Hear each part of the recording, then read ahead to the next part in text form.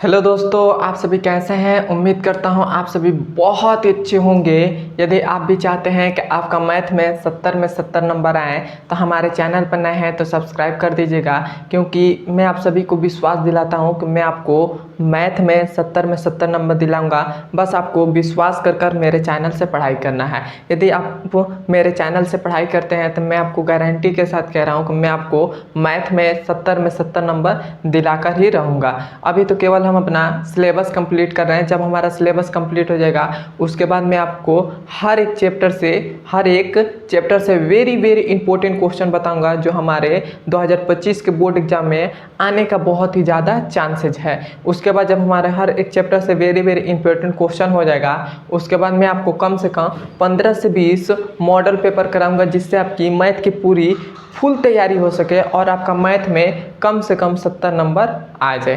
तो आइए अब हम जानते हैं कि आज की इस वीडियो में क्या पढ़ेंगे।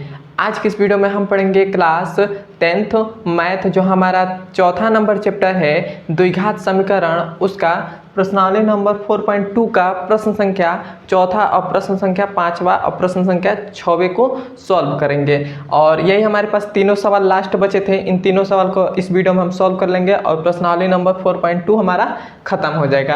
तो आइए अब हम देखते हैं प्रश्न संख्या 4 हमसे क्या कह रहा है। प्रश्न संख्या 4 हमसे कह रहा है कि दो क्रमागत धनात्मक पूर्णांक ज्ञात कीजिए जिसके वर्गों का योग 365 है।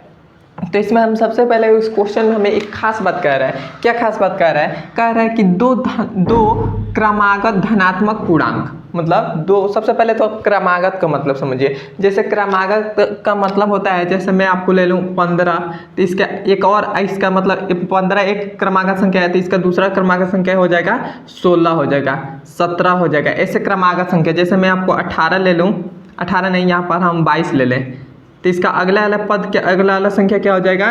23 हो जाएगा। दो क्रमागत संख्या, जैसे x मतलब क्रमागत संख्या मतलब x है, तो उसमें क्या हो जाएगा? x+1 जुड़ जाएगा, मतलब एक एक का गैप रहता है। जैसे मैं आपको 2 ले लूँ तो अगली संख्या क्या हो जाएगी? 3 हो जाएगी। तो इसमें एक एक का गैप है, तो उसी प्रकार क्रमागत संख्या क्या होती है? मतलब एक एक का गैप होता है। तो हम यहाँ पर लिखेंगे, यहाँ से हम पहले तो शुरुआत कैसे करेंगे? हम इस सवाल को सबसे पहले शुरुआत करेंगे कि माना, यहाँ पर लिखेंगे माना दो क्रमागत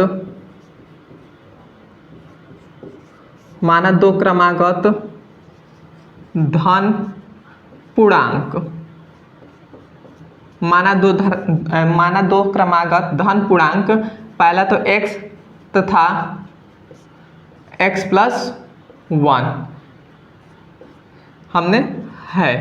हमने क्या पहला मान लिया कि पहला माना हमारे पास पहली जो धनात्मक पूर्णांक है, पहले जो धनात्मक पूर्णांक हुआ x है और दूसरी जो है x+1 है। क्यों हमने माना? क्योंकि x के जगह पर यदि हम मान लेते हैं कि हमारे पास है 15 है, तो अगली जो संख्या हो गई क्रमागत, तो वो हो जाएंगी 16। तो इसमें हम क्या कर रहे हैं? 15 में एक ऐड कर रहे हैं ना, 15 में एक ऐड कर रहे हैं, तो उसी प्रकार हमने x में एक ऐड कर दिया तो उसका अगला वाला पद मिल गया। तो मान लेते हैं कि जो हमारे पास दो क्रमागत धनात्मक पूर्णांक है, वो पहली x है और दूसरी x+1 है। ये हो गया। अब हमसे कह रहा है कि जिसके वर्गों का योग 365 है, मतलब इन दोनों के वर्गों का योग हमें कितना दे दिया गया है? 365 दे दिया गया है। तो हम यहाँ पे लिखेंगे कि वर्गों का योग कितना हमें दे दिया गया है? 365 दे दिया गया है। 365 मतलब, और वर्गों का योग मतलब इन दोनों का योग, क्या? इन दोनों का योग। तो पहला हमारा हो जाएगा x का स्क्वायर प्लस, योग का मतलब होता है प्लस, और उसके बाद हो जाएगा x+1 इसका स्क्वायर इक्वल टू में क्या है? 365 है, तो 365 हो गया। क्लियर है यहाँ तक? अब हम इसे थोड़ा सा सॉल्व करेंगे, तो ये हमारे पास x² है, तो ये हो जाएगा x², उसके बाद प्लस है, प्लस हो जाएगा। अब यहाँ पे देखिए एक सूत्र होता है, a+b का होल स्क्वायर का सूत्र होता है, तो इसको उस सूत्र पर तोड़ेंगे तो वो क्या हो जाएगा? पहला तो होगा a² मतलब a² प्लस में b² प्लस में 2 और a और b। कैसे हमने किया? जैसे मान लेते हैं कि ये हमारे पास एक सूत्र है a प्लस बी का होल स्क्वायर का सूत्र है तो इसको हम कैसे लिख सकते हैं? इसको हमारा सूत्र होता है, वो होता है ए स्क्वायर प्लस में बी स्क्वायर प्लस में 2a और b। तो हमारे पास a और b के स्थान पर क्या है? x प्लस 1 है। तो हमारे पास देखिए a स्क्वायर तो x square plus plus B square, तो b की जगह पर क्या है? 1 है तो 1 स्क्वायर, उसके बाद प्लस, उसके बाद 2 तो 2 हो गया। a के स्थान पर x है तो x हो गया, और b के स्थान पर क्या है? 1 है तो 1 हो गया। क्लियर है यहाँ तक? अब देखिए ये हमारे पास हो जाएगा इक्वल टू में 365, तो 365 हो गया। अब देखिए ये हमारे पास हो जाएगा एक्स स्क्वायर प्लस, देखिए यहाँ पर एक्स स्क्वायर है, यहाँ पर एक्स स्क्वायर, तो ये हो जाएगा 2x स्क्वायर हो जाएगा, 2x स्क्वायर हो जाएगा। अब देखिए ये हमारे पास 2 है और 2 का 1 में गुणा करेंगे तो 2 हो जाएगा, फिर से x में करेंगे तो 2x हो जाएगा, तो ये हो जाएगा 2x। उसके बाद ये बच रहा है, तो ये हमारे पास प्लस 1 का स्क्वायर तो 1 ही होता है, तो 1 हो गया। इक्वल टू में क्या है? 365, तो 365 हो जाएगा। क्लियर है यहाँ तक? अब हम क्या करेंगे? अब हम इसको हम पहले इधर भेज लेते हैं, 1 को इधर भेज लेते हैं, तो हमारे पास हो जाएगा 2x स्क्वायर प्लस में 2x और इक्वल टू में 1 को इधर भेजेंगे तो हमारे पास क्या हो जाएगा? 365 माइनस 1 हो जाएगा। तो 365 में से हम घटा देंगे, 1 घटाएंगे तो हमारे पास कितना आ जाएगा? 364 आ जाएगा, तो ये हो जाएगा 364। ये हो गया। अब हमारे पास इन दोनों में कुछ कॉमन दिखाई दे रहा है, मतलब इन दोनों में 2 कॉमन आ रहा है, तो इसको हम 2 कॉमन ले लेते हैं। 2 कॉमन ले लिए तो हमारे पास क्या हो जाएगा? एक्स स्क्वायर प्लस में एक्स इक्वल टू में 364, तो 364 हो गया। क्लियर है यहाँ तक? अब हमारे पास ये जो 2 है ये गुणा में है, तो इक्वल टू के इधर आएगा तो क्या हो जाएगा? भाग में हो जाएगा। तो हम इसको इधर भेज देते हैं, तो हमारे पास है एक्स स्क्वायर प्लस में x इक्वल टू में क्या है? 364 और बट्टा में क्या हो जाएगा? 2 हो जाएगा, क्योंकि ये जो 2 था वो गुणा में था इधर, तो इधर इक्वल टू के इधर आएगा तो क्या हो जाएगा? भाग में हो जाएगा, तो भाग में आ गया। तो ये हमारे पास क्या आ जाएगा? 2 एकने 2 और 2 एकने 2 और 2 अट्ठे 16 और 2 दूना 4, तो हमारे पास आ गया 182। तो हमारे पास आ जाएगा एक्स स्क्वायर प्लस में एक्स इक्वल टू में 182। अब हम 182 को इक्वल टू के इधर भेज दे रहे हैं, तो हमारे पास हो जाएगा एक्स स्क्वायर प्लस में एक्स और माइनस का 182 इक्वल टू में इधर कुछ भी नहीं है तो 0 है, तो 0 हो गया। इधर माइनस का 182 कैसे आया? इक्वल टू के इधर गया तो इधर प्लस में था, तो इक्वल टू के इधर जाएगा तो माइनस में आ जाएगा। क्लियर है यहाँ तक? अब हमारे पास एक समीकरण मिल गया, समीकरण हमारे पास मिल गया। तब हम क्या करेंगे? इसका हम गुणनखंड कर और 2 हम क्रमागत धनात्मक पूर्णांक निकालेंगे। तो हम इसका गुणनखंड कैसे करेंगे? तो सबसे पहले हम क्या करते हैं? फर्स्ट का सबसे लास्ट में गुणा करते हैं। क्या करते हैं? फर्स्ट का सबसे लास्ट, मतलब एक्स स्क्वायर है, इसका गुणांक क्या है? कुछ भी नहीं है, तो 1 है, तो 1 का गुणा लास्ट में करेंगे तो हमारे पास क्या आ जाएगा? 1 का गुणा हमारे लास्ट में करेंगे तो माइनस का 182 आ जाएगा, माइनस का 182 आ जाएगा। क्योंकि देखिए यहाँ पर जैसे हमारे पास 1 का है, 1 का गुणा माइनस का 182 है, तो माइनस का 182 में हम गुणा करेंगे तो क्या आ जाएगा? माइनस का 182 आएगा, 182 आ जाएगा। तब हम इस 182 को ऐसे 2 भागों में तोड़ें कि जोड़ने या घटाने पर क्या आ जाए? माइनस का 1 आ जाए। क्या आ जाए? माइनस का 1 आ जाए, सॉरी प्लस 1 आ जाए। क्या आ जाए? प्लस 1 आ जाए। प्लस 1 हमने कैसे लिया? क्योंकि ये यहाँ पर जो हमारे पास x का गुणांक रहता है उसी को हम लेते हैं, मतलब उसी को जो लास्ट में गुणा करते हैं फर्स्ट के लास्ट में, और जो हमारे पास गुणा आता है तो उसको हम ऐसे 2 भागों में तोड़ें कि जोड़ने या घटाने पर यहाँ पर जो एक्स स्क्वायर का गुणांक रहता है वो हमें मिल जाए। तो हम क्या करेंगे? यहाँ पर कुछ भी नहीं तो 1 है, तब हम इसको ऐसे 2 भागों में तोड़ेंगे कि जोड़ने या घटाने पर 1 आ जाए। तो यदि हम इसको, आप जब इसका गुणनखंड करेंगे आपको तो ऐसे दिमाग में नहीं आ रहा है कि हम कौन सी संख्या लेंगे, तो 1 आ जाएगा, तो आप 182 का गुणनखंड कर दीजिए। तो ये हो जाएगा 182 का 2 से गुणा करेंगे तो 9 18 और 2 एकने 2, फिर से कितने से कटेगा? 7 से कटेगा, तो 7 एकने 7 और 7 त्रिका 21 और फिर से 13 से कटेगा, 13 एकने 13। तो यदि हम 7 दूना 14 और 13, हाँ यदि हम 14 और 13 ले लें, 14 और 13 हम ले लें, क्योंकि इन दोनों के बीच में एक का गैप है, 14 में से हम 13 घटा देंगे तो 1 बचेगा, तो उसी प्रकार हम यहाँ पर करेंगे। तो क्या हो जाएगा? ये एक्स स्क्वायर प्लस में 14x और माइनस का 13x और माइनस का 182 है, तो ये हो जाएगा 182 इक्वल टू में 0। कैसे हमने किया, देखिए माइनस, यहाँ पर प्लस का 14 है, माइनस का 13 है, तो प्लस 14 में से माइनस 13 घटा देंगे तो माइनस 13 घटा देंगे तो प्लस का 1 बचेगा, मतलब 1 बचेगा। 14 में से 13 घटाएंगे तो 1 ही बचेगा ना, तो यहाँ पर 1 आ गया। अब देखिए अब हमारे पास इन दोनों में कुछ कॉमन आ रहा है, इन दोनों में हमारे पास कुछ कॉमन आ रहा है और इन दोनों में हमारे पास कुछ कॉमन आ रहा है। तो इन दोनों में हमारे पास क्या कॉमन आ रहा है, x कॉमन आ रहा है, तो हमने x कॉमन ले लिया। यहाँ पर 2x है, x से x कटेगा तो 1x बचेगा, प्लस है तो प्लस हो गया, x से x कटेगा तो ये हो जाएगा 14। यहाँ पर अब हम यहाँ पर क्या लेंगे, माइनस है तो माइनस लिख दिया। इन दोनों में कौन कॉमन आ रहा है, तो इन दोनों में 13 कॉमन आ रहा है, तो 13 हमने कॉमन ले लिया। तो 13 से 13 कट गया, माइनस से माइनस कट गया, तो ये हो जाएगा x। माइनस प्लस गुणा करेगा तो माइनस माइनस गुणा करेगा तो ये हो जाएगा प्लस, और 13 का इसमें से भाग देंगे तो हमारे पास ये आ जाएगा 14 और इक्वल टू में हो जाएगा 0। क्लियर है यहाँ तक। अब देखिए अब हमारे पास ये दोनों ब्रैकेट में सेम आ गए, तो यहाँ तक हमारा गुणनखंड सही है। तब हम इन दोनों ब्रैकेट को हम एक तरफ लिख लेते हैं, तो ये हमारे पास हो जाएगा x प्लस 14 एक ब्रैकेट में, और एक ब्रैकेट में लिखेंगे x माइनस का 13 और इक्वल टू में हो जाएगा 0। तो ये हमारे पास क्या हो जाएगा, x प्लस 14 इक्वल टू में 0, मतलब ये 0 है, इन दोनों के बराबर में 0 रखेंगे, तो इसके भी बराबर में 0 रख दिए, और यहाँ पर हो जाएगा x माइनस का 13 इक्वल टू में 0, ये हो जाएगा। तब हमारे पास यहाँ से x का मान क्या आ जाएगा, x का मान हमारे पास आ जाएगा, ये माइनस प्लस का 14 है, इक्वल टू के इधर आएगा तो क्या हो जाएगा, माइनस का 14 हो जाएगा, माइनस का 14 हो जाएगा। अब यहाँ पर हमारे पास x का मान क्या आ जाएगा, 13 आ जाएगा, प्लस का 13 आ जाएगा। प्लस का 13 कैसे है, क्योंकि इधर माइनस में 13 था, इक्वल टू के इधर हमने भेज दिया तो प्लस का 13 आ गया। तो यही हमारे पास दो क्रमागत धनात्मक पूर्णांक मिल गए, पहला मिल गया माइनस का 14, दूसरा मिल गया 13। क्लियर है यहाँ तक। अब हमने चौथा नंबर तो सवाल सॉल्व कर लिया, और यहाँ तक आपको समझ में आया है तो एक बार मुझे कमेंट में बता दीजिए, और हमारे चैनल पर नए हैं तो सब्सक्राइब कर दीजिएगा। अब हम चलते हैं इसके 5वें नंबर सवाल पर।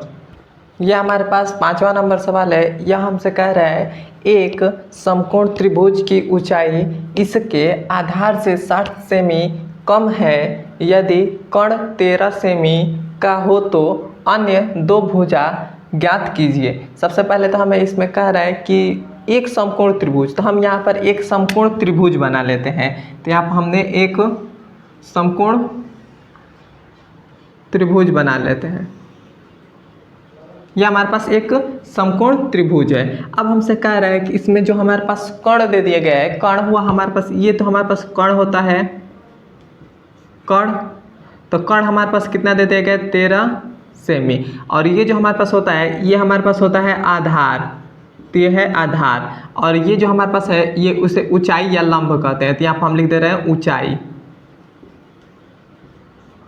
क्योंकि हमें प्रश्न में ऊंचाई दिया है तो ऊंचाई हमने लिख रहा है, क्योंकि इसको हम लंब भी कहते हैं ऊंचाई भी कहते हैं, लंब और ऊंचाई दोनों का मतलब सेम ही होता है। तो ये हो गया ऊंचाई। अब हमसे कह रहा है कि देखिए हमारे पास तो कर्ण हमको 13 दे दिया गया है, 13 दे दिया गया है। उसके बाद हमसे कह रहा है कि ऊंचाई इसके मतलब इस ऊंचाई है वह इसके मतलब आधार से 7 सेमी कम है। मतलब यदि हमको ये जो आधार है, मान लेते हैं कि आधार हमारे पास 15 है, 15 है आधार है हमारे पास 15 है, तो जो हमारे पास ऊंचाई है ना इसमें से हमें 7 कम है, 7 कम है, तो लेकिन हमें आधार नहीं दिया है, तो आधार को हम मान लेते हैं कि आधार हमारे पास x है, तो हमारे पास ऊंचाई कितना हो जाएगा, x माइनस का 7 हो जाएगा, 7 सेमी हो जाएगा, और ये हमारे पास x सेमी है।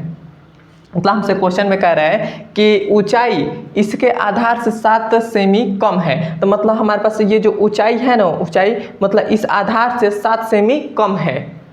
आपको समझ में, जैसे हमारे पास आधार है वो 15 है, यदि हम उसमें से 7 घटा दें तो जो हमारे पास मान निकलेगा, उसमें से हम 7 घटा दें तो 7 हम इसमें से घटाएंगे तो हमारे पास जो मान निकलेगा वही हमारे पास ऊंचाई हो जाएगा। तो हमने यहाँ पर मान लिया कि आधार हमारे पास x है, तो हमारे पास ऊंचाई क्या हो जाएगा, x माइनस का 7, क्योंकि x में से यदि हम 7 घटा देंगे तभी हमको ऊंचाई मिलेगा। तो यहाँ तक क्लियर हो गया।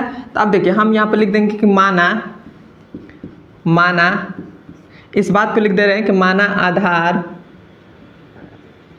आधार x सेमी है तथा ऊंचाई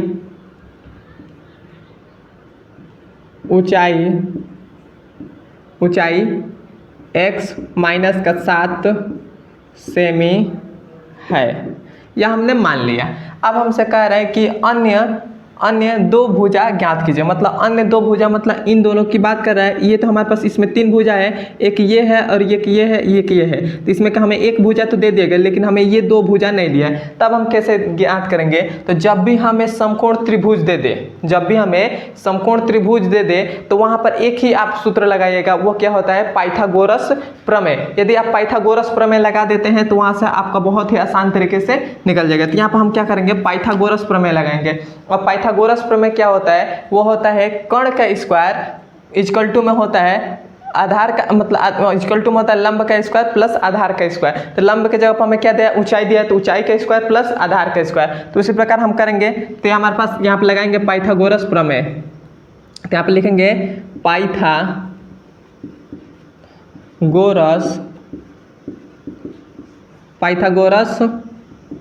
प्रमेय। पाइथागोरस प्रमेय। तो पाइथागोरस प्रमेय क्या होता है? वो होता है कर्ण का स्क्वायर। कर्ण को हम के से लिख रहे हैं, तो कर्ण का स्क्वायर इक्वल टू में होता है लंब का, मतलब ऊंचाई का स्क्वायर। तो लंब हम यहाँ पे लिख रहे हैं, तो उसको ऊंचाई को हम एल से कर रहे हैं, तो एल का स्क्वायर प्लस होता है आधार। आधार हमारे पास क्या है? ए है, मतलब आधार को हम ए से कर रहे हैं, तो ए का स्क्वायर हो गया। क्लियर है यहाँ तक? आपको नहीं समझ में आया तो देखिए यहाँ पर ऐसे लिख दिया, कर्ण का स्क्वायर इक्वल टू में ऊंचाई का स्क्वायर प्लस में आधार का स्क्वायर। इसी प्रकार तो हम कर्ण को के मान दे दिए हैं और हमारे पास ऊंचाई को एल स्क्वायर, क्योंकि हम लंब कहते हैं तो इसीलिए एल दे दिए, और आधार को हम ए नाम दे दिए हैं। तो ये हो गया। तब हमारे पास देखिए यहाँ पर हमारे पास कर्ण कितना है? तो कर्ण हमारे पास 13 है, तो ये हो जाएगा 13 का स्क्वायर। ऊंचाई हमारे पास कितना है? तो ऊंचाई हमारे पास है x माइनस का 7 और इसका स्क्वायर है तो स्क्वायर हो, इसका स्क्वायर है तो स्क्वायर हो गया। फिर से प्लस, उसके बाद हमारे पास है आधार, मतलब आधार का स्क्वायर। तो आधार हमारे पास क्या है? x, तो x का स्क्वायर हो जाएगा। क्लियर है तक? 13 का स्क्वायर करेंगे तो 169 आ जाएगा, तो ये हो जाएगा 169 इक्वल टू। यहाँ पर देखिए ये हमारे पास a माइनस बी का होल स्क्वायर का सूत्र बन रहा है, तो इसको हम तोड़ेंगे तो क्या हो जाएगा? ये हो जाएगा एक्स स्क्वायर प्लस में 7 का स्क्वायर और माइनस में 2x और 7 हो जाएगा। यह हमने कैसे लिखा? क्योंकि यहाँ पर हम एक सूत्र लिख दे रहे हैं, वो होता है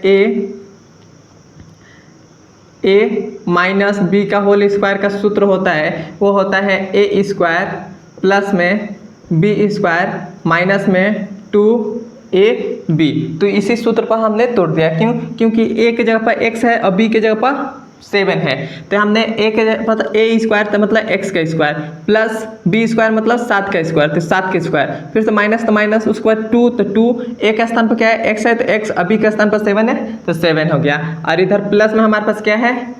x स्क्वायर, तो ये हो गया x स्क्वायर। क्लियर है यहाँ तक? अब देखिए अब हमारे पास ये x स्क्वायर है, यहाँ पर x स्क्वायर है, तो ये कितना? पहले तो 169 लिख लेते हैं। 169 x स्क्वायर, तो ये कितना हो जाएगा? 2x स्क्वायर हो जाएगा, और 7 का स्क्वायर करेंगे तो ये कितना हो जाएगा? 7 49 हो जाएगा, तो ये हो गया 49, और यहाँ पर माइनस है तो माइनस, 7 दूनी 14 और x है तो ये हो जाएगा 14x हो जाएगा।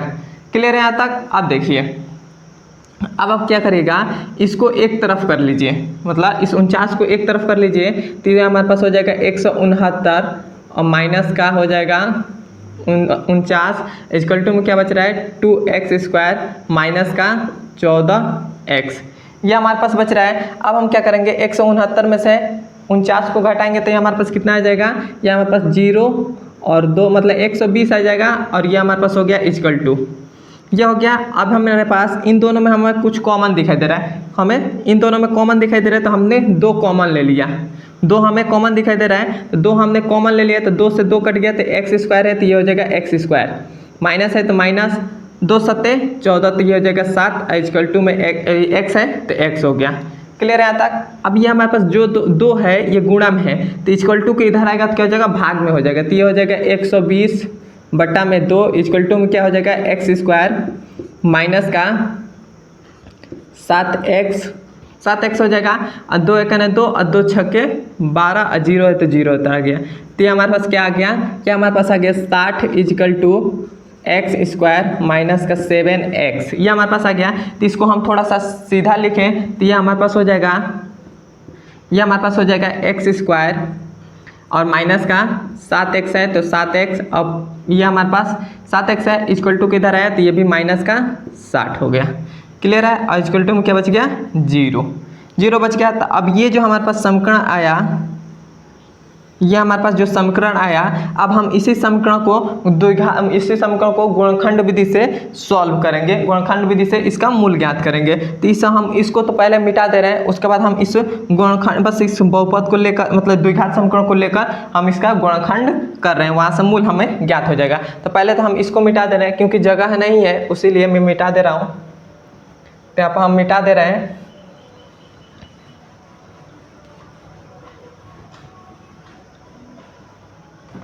यह हमारे पास समीकरण क्या है, वह है एक्स स्क्वायर माइनस का 7x और माइनस का 60 इजकल टू में क्या है 0 है तो 0 हो गया, यह हो गया।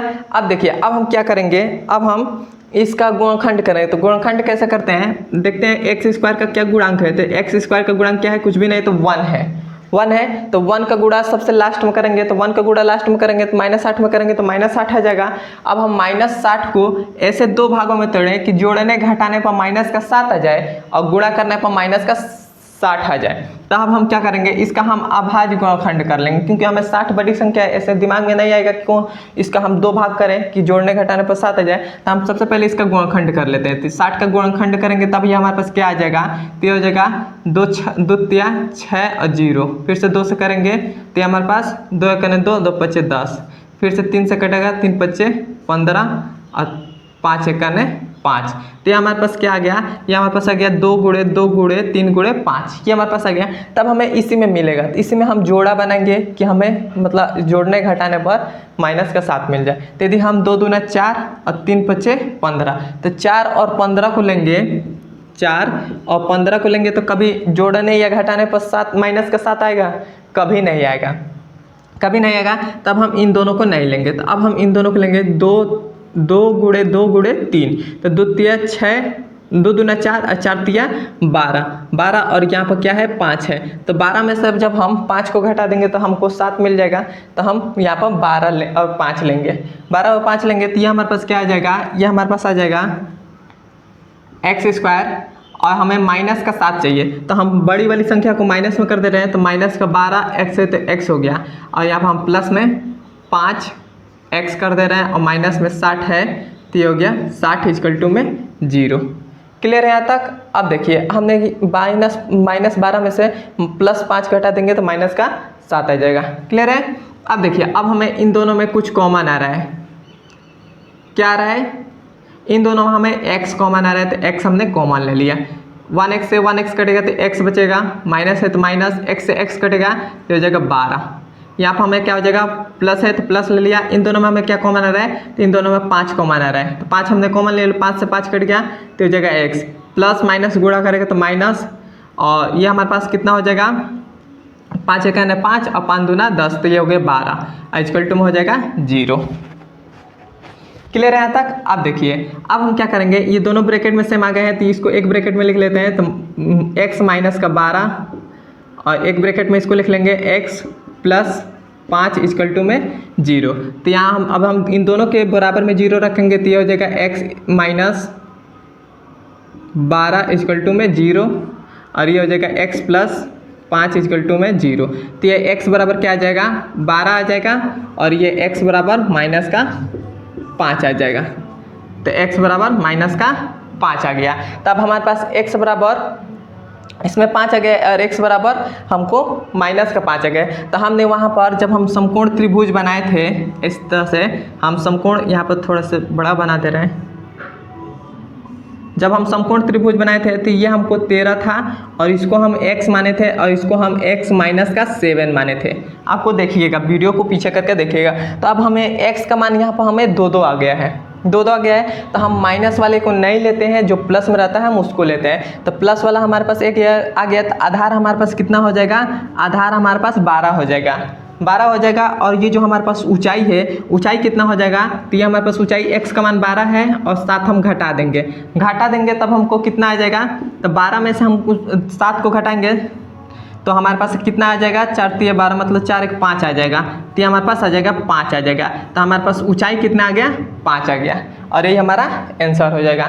क्लियर है यहाँ तक आपको समझ में आया है तो कमेंट में मुझे बता दीजिए, और हमारे चैनल पर नए हैं तो सब्सक्राइब कर दीजिएगा। वीडियो आपको कैसा लगा है कमेंट में ज़रूर बताइएगा। अब ये जो 6वां नंबर सवाल है वो बहुत ही आसान है, और मैंने इसी टाइप से एकदम सेम टू सेम इसी टाइप से मैंने उदाहरण संख्या पहले में हमने सॉल्व करा। जब प्रश्न संख्या दूसरा हमने कराया था तो उसमें उदाहरण हमको बोला था कि उदाहरण पहले को सॉल्व करिए। तो हमने उदाहरण पहले में हमें 2 सवाल दिए थे, तो उन दोनों सवाल में एक ऐसा सवाल था। उसी प्रकार ये उदाहरण प्रश्न संख्या 6वां भी सेम उसी प्रकार है। तो आपको मैं 6वां नंबर सवाल दे रहा हूँ, 6वां नंबर सवाल सॉल्व करिएगा। यदि हो जा रहा है तो अच्छी बात है, नहीं हो रहा है तो आप मुझे कमेंट में मुझे बताइए कि सर सवाल समझ में नहीं आ रहा है, उसको आप सॉल्व करा दीजिए। तो मैं वीडियो बना दूंगा, नई वीडियो बना दूंगा जिसमें आप कोशिश करूंगा आपको पूरी फुल तरीके से समझाने के लिए। अब हम मिलते हैं इसके अगले नंबर वीडियो में। अब हम कल से प्रश्नावली नंबर 4.3 को शुरू करेंगे।